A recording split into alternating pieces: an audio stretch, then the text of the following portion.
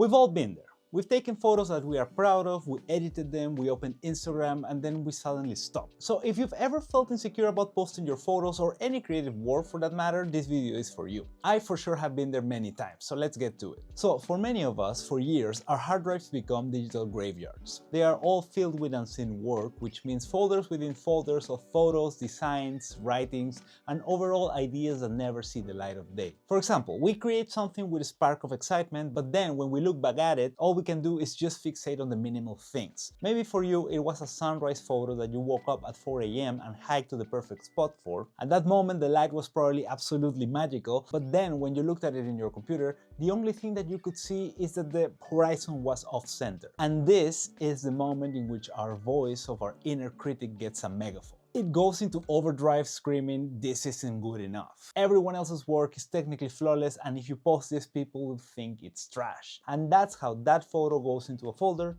and probably is never seen again. I've talked about rediscovering your old work in one of my videos, which you can check over here. And while rediscovering your old work, you discover many hidden gems. And that is probably because you don't have anymore that critic inside of you preventing from posting that photo. All in all, what this creates is a painful, suffocating cycle. A cycle that makes us become so hyper-focused on that fear of rejection that we completely forget the joy and the actual reason we started creating in the first place. So let's change that. So breaking from this cycle and getting past this fear begins with a fundamental game-changing mindset shift. And that is stopping seeing our art as a performance and start seeing it more as a documentation of our personal journey. Think about it. A performance is all about the audience's reaction. So it's all about perfection, applause, and validation in a way. But documentation, on the other hand, it's a bit different. It's about capturing that moment in time, and it's all about the process, it's about learning, it's about growth. And to be honest, it's also okay if it's not perfect. In order for us to make this happen, there is a critical turning point. And that is when we start consciously switching to our internal lens from judgment to curiosity. Instead of just looking at our work and asking, is this good enough for people to like? We need to shift that a little bit around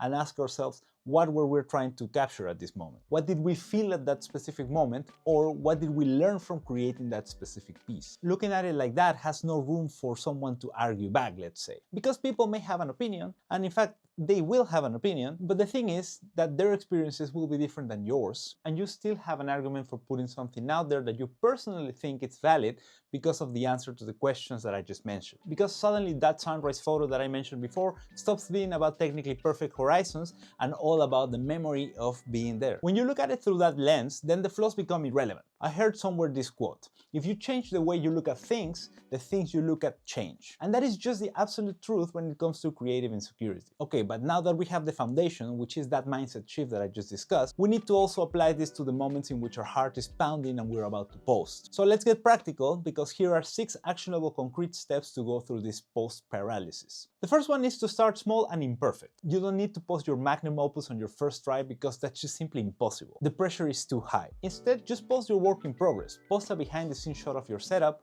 a sketch, or post a detailed shot, or even a throwback to an older piece that now you see differently. The goal here is not to get likes or mentions or sponsors or nothing like that, but to simply break the inertia and start building momentum. Once you start posting, you will see how easier it becomes to continue posting. The second one is to choose your arena. So if you're feeling particularly vulnerable, don't jump straight into the gladiator pit of your main Instagram feed, if that's the one that actually gives you the most anxiety. Maybe just start at a safer, more supporting space. This could be your Instagram stories, for example, or this could be posting even within those stories only to your close friends. Or if you want to go the extra mile, you can go find a group online or even a group chat and post there. The third one is to ask for targeted feedback, and this is a great way to guide the conversation and reframe the post. Because instead of just dropping your art into the void and waiting for judgment, you can ask specific questions in either the captions, or if you're posting to a group of friends, you can ask, for example, hey, I was experimenting with moody lighting here in this shot, what do you think works here? Or I'm playing with new color palette, how does this combination make you feel? This very simple act invites people to tell you what they think, and even invites collaboration if they are into the same things as you. And most importantly, it invites constructive input.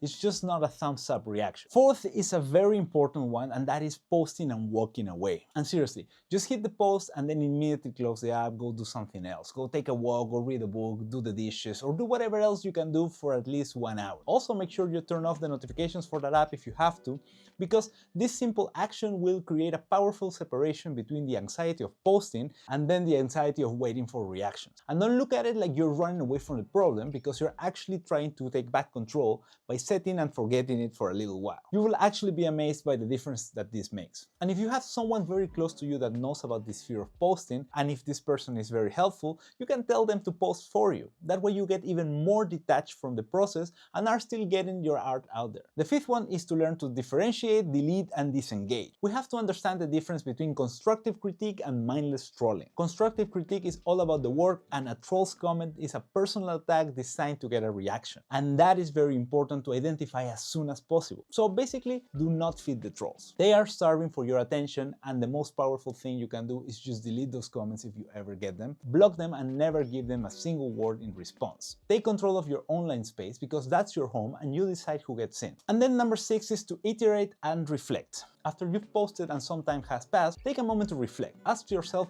what specific fear came out after you posted, and what was the actual real-world outcome, because that fear may not even materialize. In fact, many times you realize that the catastrophe that you imagine in your head is infinitely worse than the actual reality. Each time you post, you're building strength and teaching your brain that it's safe to share. And even if you get a few comments, the war doesn't end. In fact, it may just open up. Okay, but it doesn't end there, because we need to get uncomfortably real and talk about the two monsters under the bed fears that stop most of us cold. And those are the fear of getting negative comments, and most importantly, the fear of getting zero engagement at all. We haven't talked about that one yet, right? First, let's talk about negative comments, because that one nasty comment can overshadow 100 positive comments, and I know how that feels. It is crucial to internalize this. A troll's comment is just a reflection of them, and it's not a reflection of your work. A happy, fulfilled person does not spend time trying to tear others down online. Remember what I said before, you are the curator of your own space. So again, as I mentioned, block and delete, block and forget. Protecting your mental health is not weak,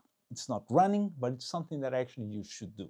Now, the second fear is honestly sometimes even worse, the sound of crickets. And this is for the cases in which you post something that you poured your heart into and nothing. And of course, it has happened to me many times. No likes, no comments, just silence, or just a few, which might as well be zero. And this is where we have to come back to that core mindset shift. Social media algorithms are not a measure of our work's quality or importance. Our post performance is driven by a complex, ever-changing code that you have no control over. And that's the algorithm, the ever-controlling algorithm. And it's not a measure of your worth as someone who creates. So instead of focusing on the algorithm alone, and this doesn't mean that you should not be figuring out which things work for your kind of work, focus instead on your why. Remember that the purpose is the joy of creation and the courage it takes to share it. So reframe your goal instead of hoping for an amount of likes. What if your goal was to connect to at least one person? In my opinion, if our work makes at least one person feel something, it's better than if we get a number of irrelevant likes. So the fear of posting our work is real and it's valid, and that's the reason I wanted to make this video, but it should not and must not be the thing that controls our creative life. And as I mentioned many times before,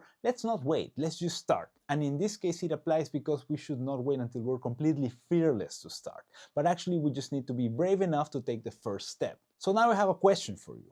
And that question is, which one of the two big fears that I just talked about is holding you back the most? Is it the fear of negative comments, or is it the fear of getting no comments at all? Let me know by dropping a comment down below. And if nobody does it, I won't get mad because of what I just mentioned. And for the cases in which you are out there taking pictures but are feeling a bit insecure about the whole street photography thing, I made a video over here where I talk a little bit about street photography anxiety. I'll see you in the next one. Which I jump that you have zero